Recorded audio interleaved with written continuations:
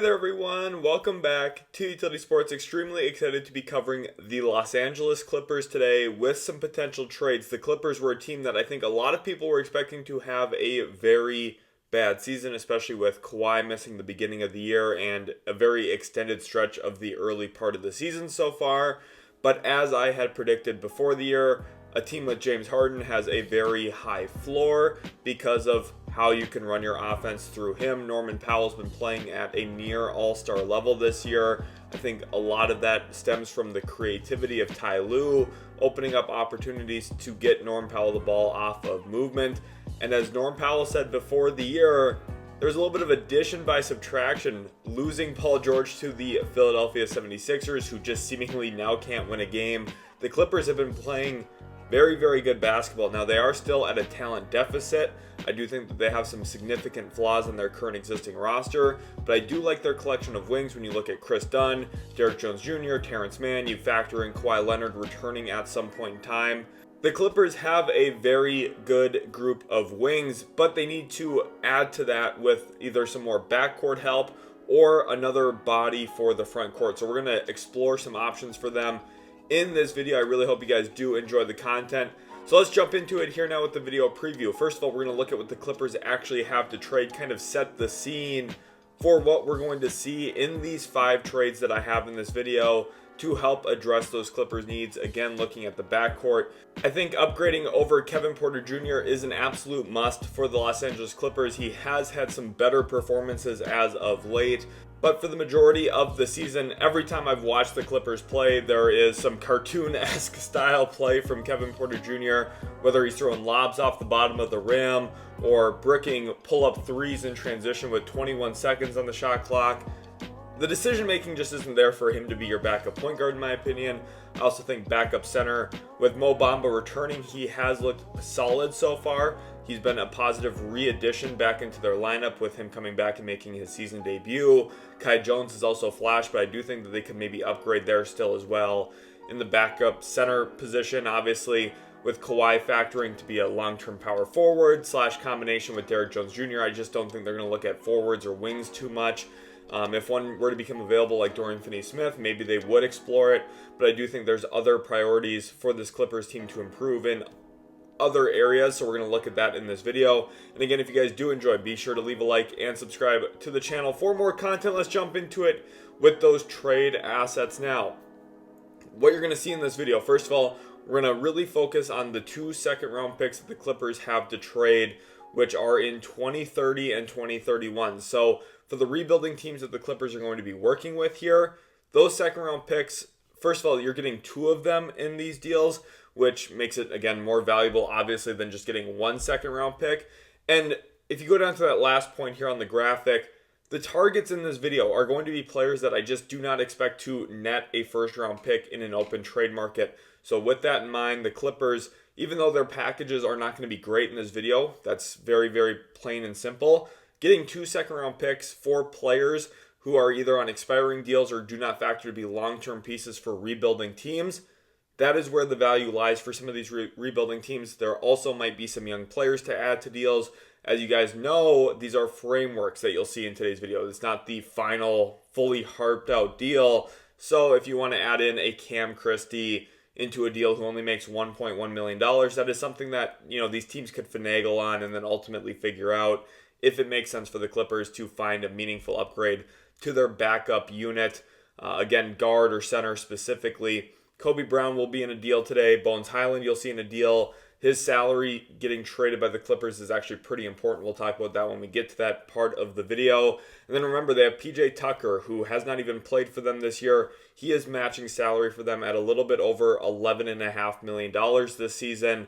That is a good trade contract. That is a contract that the Clippers will be able to move if they ultimately decide to do so and pull the trigger on a deal using those second-round picks and maybe a young player in unison with PJ Tucker's salary. The Clippers seriously have a chance at adding to their current existing roster, and with how competitive they've been, a lot of close losses, a lot of solid wins as well throughout the course of the season, one more upgrade into their rotation actually could mean a huge difference once Kawhi Leonard returns. with the way James Harden's been playing, with the way Ivica Zubac and Norm Powell have been playing, I think the Clippers could internally look at themselves as a kind of dark horse contender. I don't expect them to be an NBA Finals team. I don't even expect them to be a Western Conference Finals team. But if you do somehow, some way luck into a healthy Kawhi Leonard, when there's a will, there's a way, and the Clippers would have a little bit of a chance, especially with, again, a meaningful upgrade into their rotation. So let's get into our first trade here, and it brings back an old friend to Los Angeles. Chris Paul, CP3, returns to LA, this time not a part of Lob City, although maybe he could make a little bit of music with Derrick Jones Jr. Really, this is just an upgrade to the backup point guard spot behind James Harden. Now, Chris Paul and James Harden, the end in Houston wasn't super pretty, but remember back to before Chris Paul got traded to the Phoenix Suns, the Clippers were a finalist to potentially land him. Ultimately, CP3 chose to go to Phoenix with his former head coach, Monty Williams, at the time. Since then, a lot of things have changed. Chris Paul got traded from Phoenix to Washington, got traded from Washington to Golden State, ended his tenure with Golden State, signed with the San Antonio Spurs. Now he's hitting game winners and daggers for the San Antonio Spurs. But even with San Antonio, I think valuing his mentorship, it really just takes Chris Paul going to management and saying, I want to try and get one more shot in the postseason this year. I want one more chance to try and make a run in the playoffs. And the Clippers could afford him that opportunity, not only as a potential playoff team, but also a team that could actually really use his services. He would be, again, like I said, a very meaningful upgrade over Kevin Porter Jr. in the backcourt. You go from a wildly inconsistent player, a player who, when he has the ball in his hands, it's very, very difficult to trust him with the actual basketball. You just never know exactly what's going to happen and if a good thing's going to happen or not. With Chris Paul, you can almost certainly guarantee that something at least smart or beneficial for your team will occur, whether that be generating an advantage, getting the basketball to the right spot on the floor at the right time, playing through stars. I think Chris Paul next to Kawhi Leonard makes a lot of sense, and as a spell guard option behind James Harden could also make a ton of sense down the stretch of the season. Chris Paul's presence could help lessen the load that James Harden has to carry, maybe helping him freshen up before the postseason.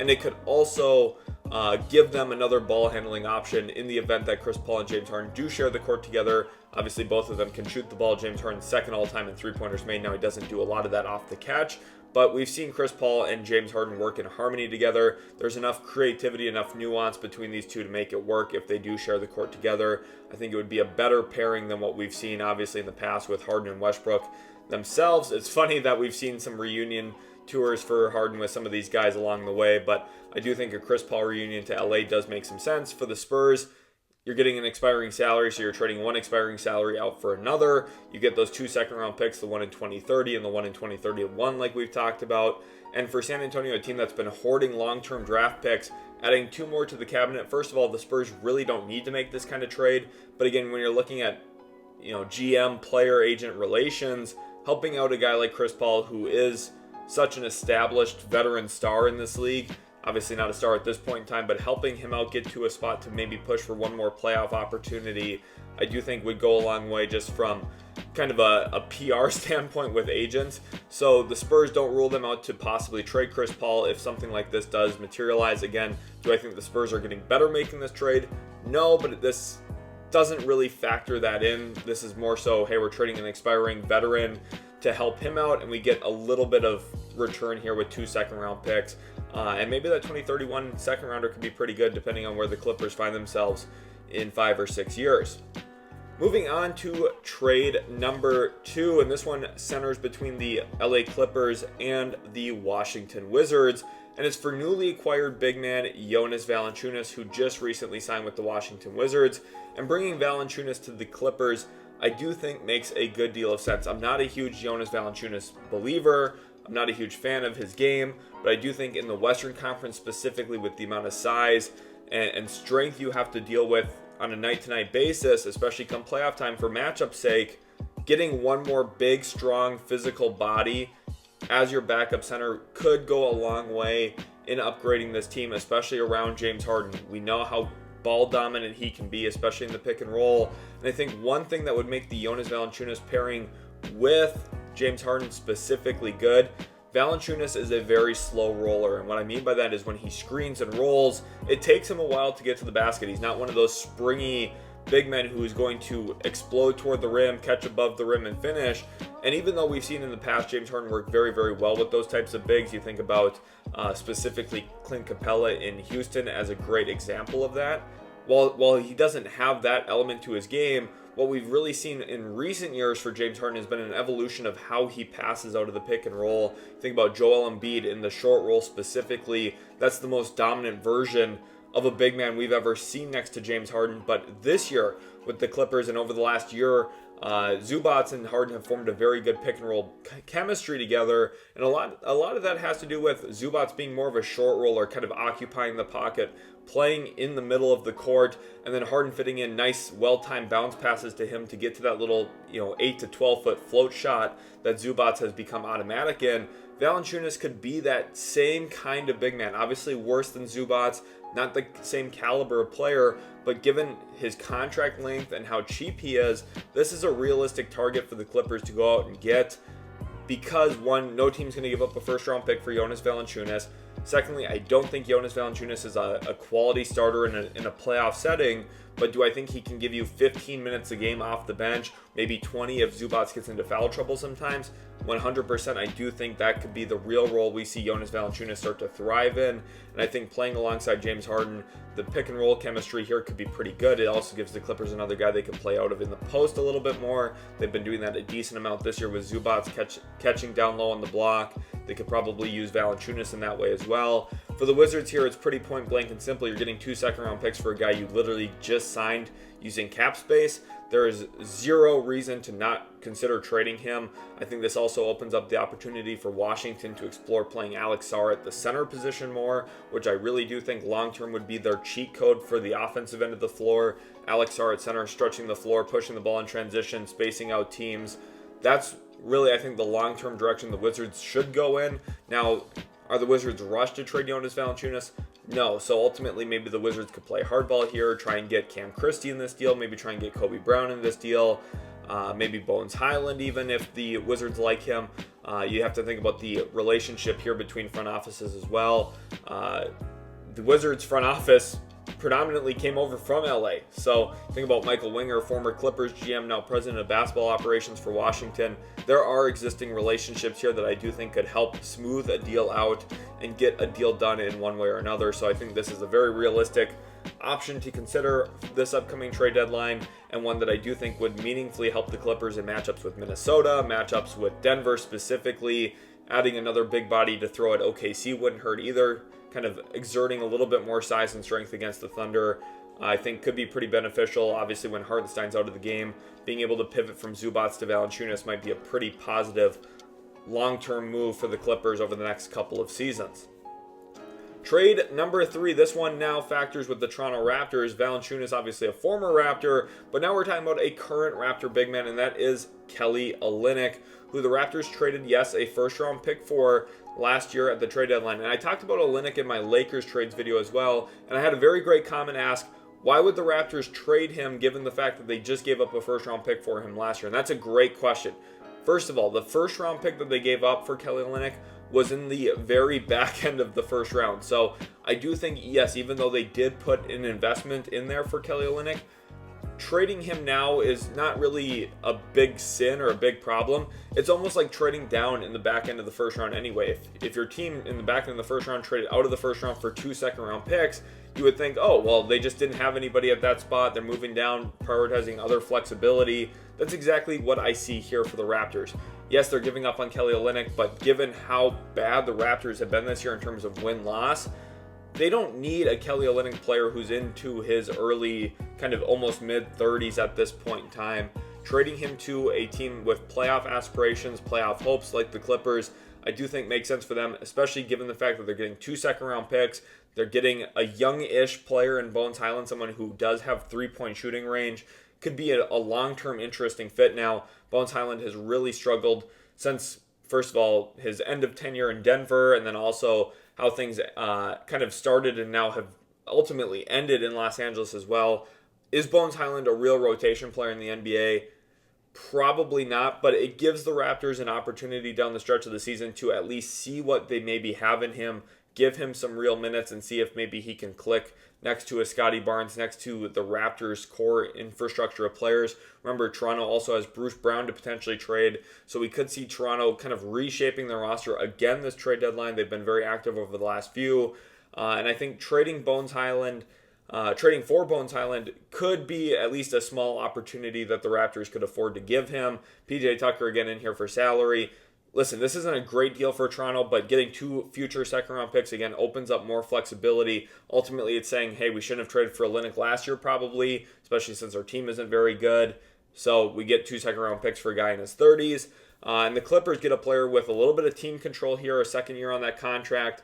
He's making a team-friendly number, a little bit under $13 million, and he helps them quite significantly as well from an actual floor spacing perspective. This is kind of the opposite option compared to Jonas Valanciunas, who's a little bit of a deep inside post scorer, kind of a short roll, long roll player where he's just going to take his time getting downhill. Olynyk's your floor spacing stretch big man who can handle the ball a little bit, make reads off of a live dribble, grab and go in transition, and then shoot the ball above the break. And those things could all be valuable as change of pace options, where maybe you could even afford to play Kelly Olynyk next to Ivica Zubac, whereas the Valanciunas-Zubac pairing just probably is not tenable in any sort of imagination together on the court. Kelly Olynyk could probably work next to Ivica Zubac if I had to bet, so I think this is an option that gives Ty Lue a little bit more flexibility with lineups, more optionality. This could also help against teams like Denver or Minnesota if you want to play big. You can play these 2 bigs together on the court with Olynyk and Zubac both sharing the floor, and you have some interesting high-low combinations as well out of that. So I think Kelly Olynyk could be a pretty fascinating option. We haven't really seen James Harden with a ton of stretch bigs throughout his career at this point in time, so it would be fascinating to see how he operates with Kelly Olynyk pretty quickly, but I still think one of Harden's greatest strengths is occupying the middle of the defense, getting to spots on the floor and making defenders guard him in the pick and roll still. Even though, he's 35 at this point in time, Harden still demands a lot of respect and really occupies a lot of eyes defensively. So someone with Kelly Olynyk's ability to pop could work off of that pretty decently well as well, in my opinion. Trade number 4, this one centers with the Brooklyn Nets, and it's for a player who has been playing very, very good this season, and that is Dennis Schroeder, averaging almost 18 points per game, shooting about 44% from the field and 41% from 3. Schroeder still has that quick first step that kind of has been his main calling card offensively. He's shooting the ball very well this year as well, and he's been one of the better players on a surprise Brooklyn Nets team that has been, I think, a lot more competitive than most of us anticipated this season. Jordi Fernandez is doing a very great job with that organization.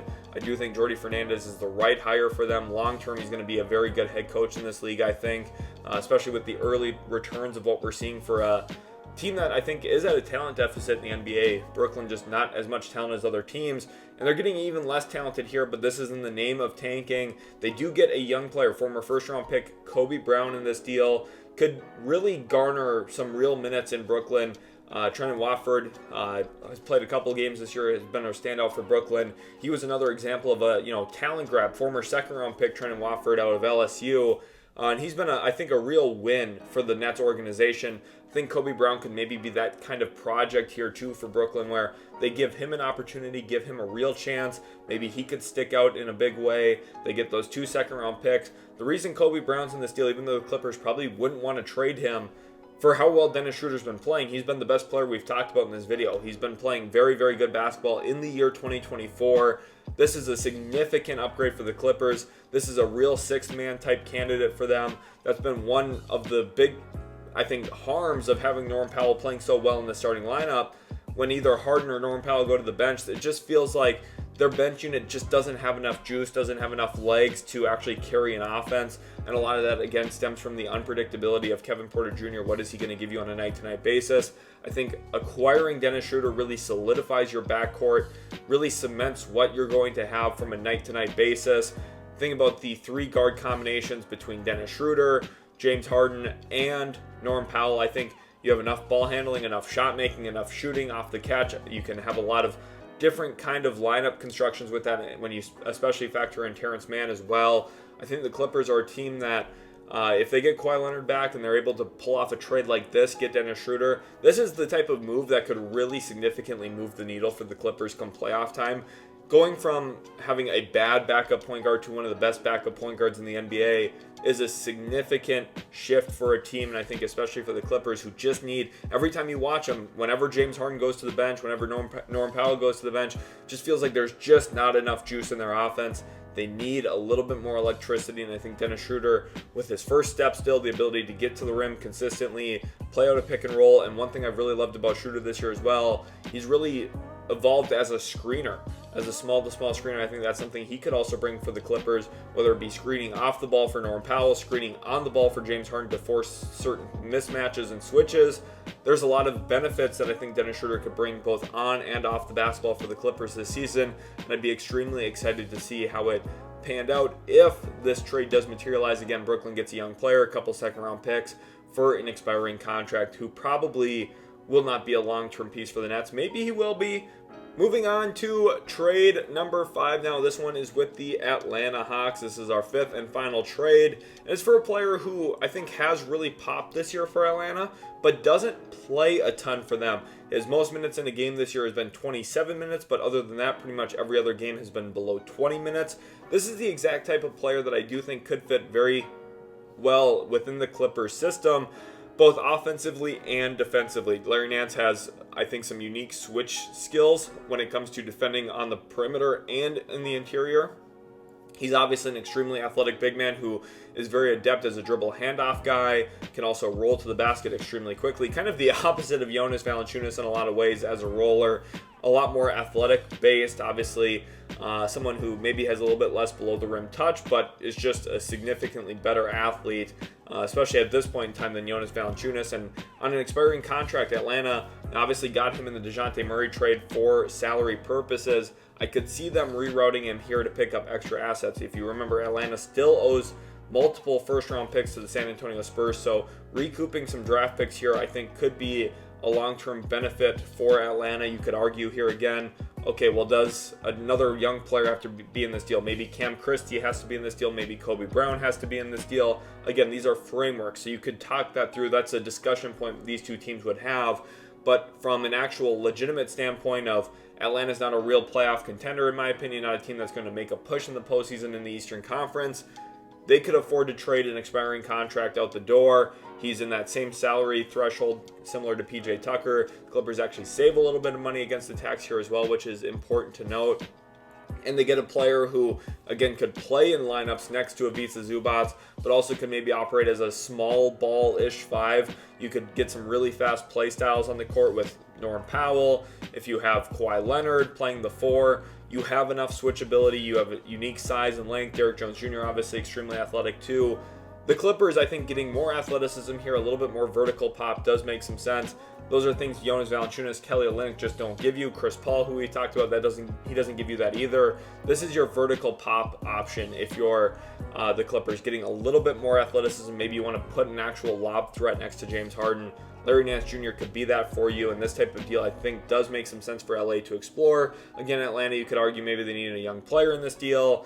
Will they actually accept just 2 second-round picks for Larry Nance? Maybe, maybe not. It's not like Larry Nance has the most trade value in the world right now. I do think Atlanta would be fine trading him long-term, but again, we're kind of splitting hairs here on if they need a younger player or a young-ish player in this type of deal. So it's an interesting framework, and those are the 5 trades. So I really hope you guys did enjoy the video. If you did, be sure to leave a like and subscribe. Thank you again so much for watching. Really appreciate each and every one of you, and we'll catch you in the very next Utility Sports video.